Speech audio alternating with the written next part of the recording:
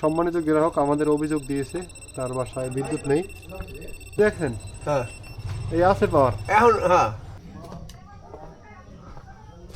কোথায় গেল?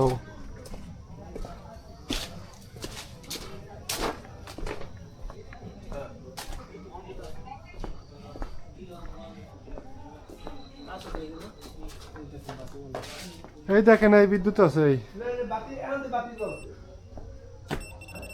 সম্মানিত গ্রাহক আমাদের অভিযোগ দিয়েছে তার বাসায় বিদ্যুৎ নেই। আমরা তৎক্ষণাৎ আসি মাগরিবের পূর্বক্ষণে পরপরই। এদিকে আসেন মুরব্বী।